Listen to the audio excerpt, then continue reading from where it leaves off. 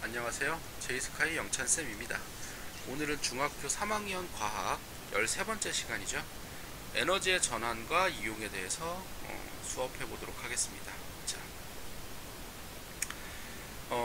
오늘 할 내용은 이제 에너지의 전환이라 그래서 운동 에너지를 전기로 바꾸는 거를 할 건데 그걸 이제 전자기 유도라고 할 건데 전자기 유도 를 하기 이전에 여러분이 배웠던 게 이제 앙페르 법칙이라는 거 있었는데, 그 전류가 흐르면 그 주변으로 자기장이 흐른다는 거거든요. 그러니까 이제 전자기 유도는 실은 뭐냐면 운동을 통해서 이제 자기장을 변화시키면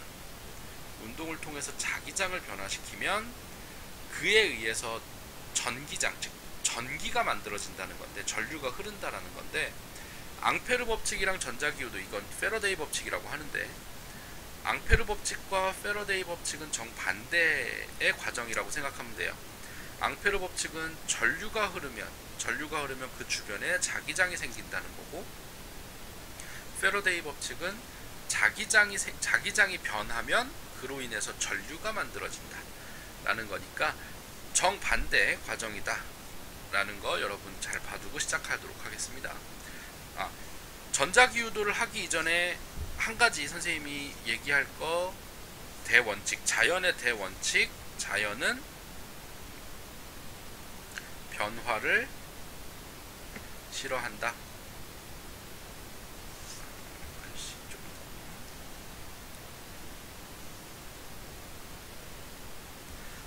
요 대원칙 우리가 짚고 넘어갑시다.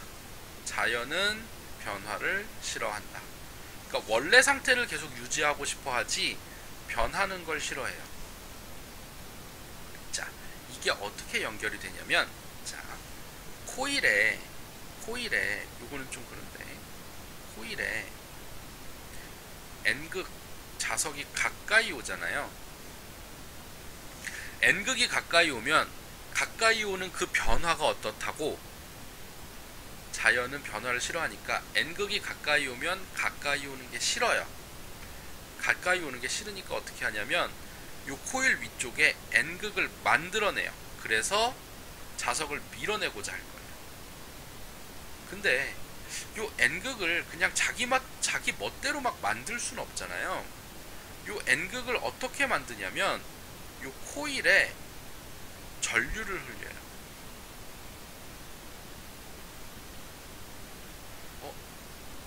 없던 전류가 갑자기 만들어지는 거예요.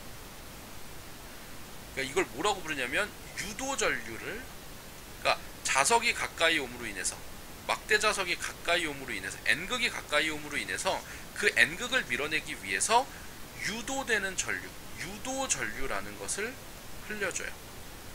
그렇게 해서 자석이 가까이 오는 걸 방해를 합니다. 반대로 그러면 코일에서 N극이 멀어지면 무슨 일이 일어나냐? 요것도 문제가 되죠. 멀어져요. 멀어지는 것, 즉 멀어지는 변화가 좋다고 싫다고? 멀어지는 변화가 싫다고. 그래서 어떻게 할 거냐면 코일 위쪽으로 S극을 만들어서 얘를 잡아당길 거예요. 멀어지는 게 싫으니까 잡아당길 거예요. 근데 요것도 마찬가지로 어떻게 만든다고? 유도 전류를 흘려서 만들 거예요. S극으로 바꿔도 똑같아요. S극이 가까이 오면 가까이 오는 게 싫으니까 S극을 밀기 위해서 위쪽으로 S극을 만드는 유도 전류를 만들 거고, S극이 멀어지면 멀어지는 게 싫으니까 당기기 위해서 N극을 위로 하는 유도 전류를 흘리고. 이게 바로 전자기 유도예요. 자연은 변화를 싫어하고 그 변화되지 않도록 막기 위해서 일어나는 것, 현상이 일어나는 것. 그게 이제 전자기 유도. 코일 근처에서 자석을 움직이거나 코일을 움직일 때, 어쨌든 자석이 가까이 오든 코일 스스로가 자석에 가까이 가든 가까이 붙는 게 싫어. 그래서 밀어내는 것, 또는 멀어지는 게 싫어. 그래서 잡아당기는 것. 이게 전자기 유도 기본적인 성질이라고 생각합니다. 그러니까 멀어지거나 가까워지는 그런 현상이 없다면 당연히 전자기유도는 일어나지 않을 거예요. 여기까지 이해되겠죠? 전자기유도는 보다 변화가 있어야 돼요. 그래서 변화가 없으면 일어나지 않고 변화가 있으면 전자기유도가 일어난다. 이렇게 여러분 생각하면 되고, 이것도 당연히 기본 개념을 가지고 문제를 풀어봐야 돼요. 그러니까 여러분 문제 풀면서 선생님이랑 또다시 한번 물리 보도록 할 거예요. 좀 전에 얘기했던 유도전류는 전자기유도 현상이 일어날 때 코일에 흐르는 전류를 유도전류라고 하고, 요 유도전류가 흐르는 요 현상을 이용해서 우리가 발전기를 만들었어요. 무슨 말이냐? 코일을 자석 주변에서 코일을 회전 또는 코일 주변에 자석을 회전시켜서 코일의 전류가 코일이 자석 사이에서 회전하면서 전자기유도 현상이 일어나서 이 코일의 전류가 흘러요. 그래서 전기를 만든다라는 거. 이게 이제 발전기의 원리. 자, 요거 자 알도록 하시고요. 요거 간단하게 요 현상 이용한 것들인데, 자 관에 똑같은 관인데 여기 코일이 있어요. 또는 유리관이랑 구리관 요런 거 생각하면 돼요. 유리관이랑 구리관 같은 거, 또는 이제 금속으로 된 관 이렇게 생각하면 되고, 금속이 아닌 관과 금속인 관 이렇게 두 개를 생각해도 되는데, 금속은 자유전자가 있기 때문에 전류를 흘러줄 수 있단 말이에요. 유리관은 전류를 흘릴 수 없는데, 그러니까 똑같은 효과가 나타나요. 그러니까 이렇게 그냥 아무것도 없는 유리관의 경우에는 자석이 그냥 떨어져요. 자석이 그냥 떨어지면서 어떻게 되느냐, 그냥 자유낙하 운동을 해요. 여기서는 간은 자유낙하 운동을 하는데요. 나는 조금 달라요. 나는 뭐냐면 코일이 있으니까 N극이 가까이 오면 N극이 가까이 오는 게 싫어서 N극을 밀어내기 위한 N극을 여기다 만들 거예요.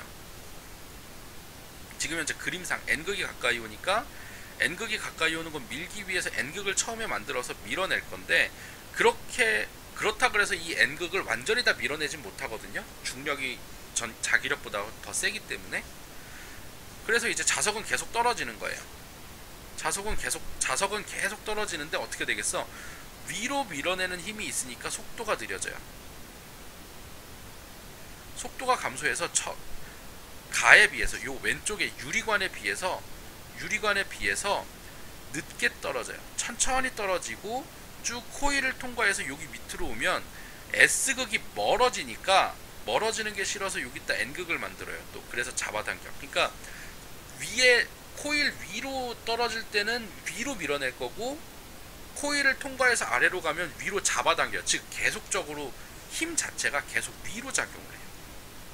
힘 자체가 계속 위로 작용을 하니까 중력하고 중력에 대해서 위로 작용하는 힘이 어느 정도 일정 부분 상쇄가 돼 버리면서 속도가 느려진다. 속도가 감소하고 늦게 떨어진다라는 거. 요게 바로 이제 요거 그림에서 얘기하는 에너지 전환이에요. 유리관, 구리관도 똑같아요. 얘는 그냥 자유낙하인데, 얘는 자유낙하. 얘는 자기력이 존재하는, 그러니까 외부 힘이 존재한다는 거예요. 자기력이 존재하기 때문에 자유낙하가 아니에요. 위쪽으로 향하는 자기력이 존재해서 자유낙하가 아니다. 그러면은 뭐냐? 얘가 자석이 떨어지면서 역학적 에너지 일부분이 유도전류를 만들어내는데 사용돼서 역학적 에너지가 감소한다 라는 거 여러분 보시면 되겠습니다. 이렇게 이제 에너지 전환이 좀 달라요. 그러니까 유리관은 그냥 위치 에너지가 바로 운동 에너지로 다 전환이 되지만, 저렇게 코일을 감아놨거나 이런 금속관일 경우에는 역학적 에너지, 그러니까 위치 에너지가 전부 다 운동 에너지로 전환되진 않고 전기 에너지로 좀 더 빠져나간다. 그러니까 위치 에너지가 전기 에너지와 운동 에너지 이렇게 두 가지로 분리돼서 내려갈 것이다. 그래서 역학적 에너지가 감소한다. 이렇게 여러분 알아두면 되겠습니다. 자, 다음 넘어갈 거고요. 근데 그래도 어쨌든 에너지는 보존이 돼요. 그러니까 역학적 에너지 보존은 위치 에너지랑 운동 에너지 상호 전환 간의 에너지 보존을 얘기하는 거긴 하지만 좀 전에 구리관 또는 이제 코일을 감아놓은 그 관에서도 에너지는 보존이 되는 건 맞아요. 다만 위치 에너지가 전부 다 운동 에너지로 가는 게 아니기 때문에 역학적 에너지가 보존이 되는 건 아니지만 전체 에너지는 보존이 된다. 즉 위치 에너지가 운동 에너지랑 전기 에너지로 전환이 되는 거지 전체 에너지 자체가 감소하는 건 아니다. 위쪽에 있는 위치 에너지가 떨어지면서 운동 에너지와 전기 에너지로 이렇게 나눠지는 거지 이 양이 어디론가 사라지진 않아요. 요 총합이랑 위치 에너지랑 같다. 운동이랑 전기 에너지의 합이 초기 위치 에너지랑 같다. 그러니까 어쨌든 모든 에너지는 항상 전환돼요.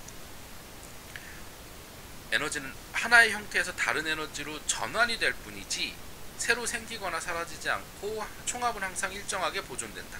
여기 화학 에너지가 역학적 에너지 15%, 열 에너지 80%, 전기 에너지 5% 이렇게 세부적으로 전환이 된다.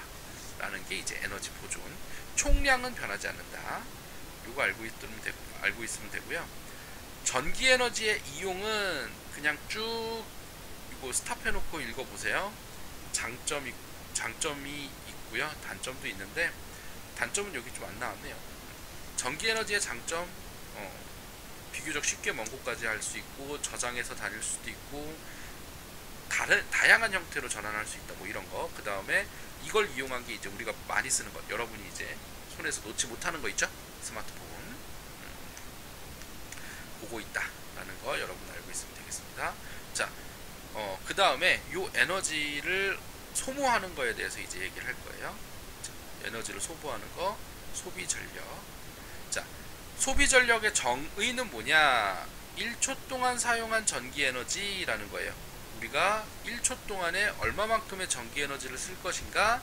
이게 바로 소비 전력이고, 그 당연히 1초 동안 사용한 전기 에너지이기 때문에 전력 계산은 시간분의 전기 에너지로서 계산을 한다. 1초 동안 1줄의 전기 에너지를 사용하면 1W의 전력은 1초 동안 1줄의 전기 에너지 사용하는 걸 1W다 라고 얘기하는 거. 그 다음 넘어가도록 할게요.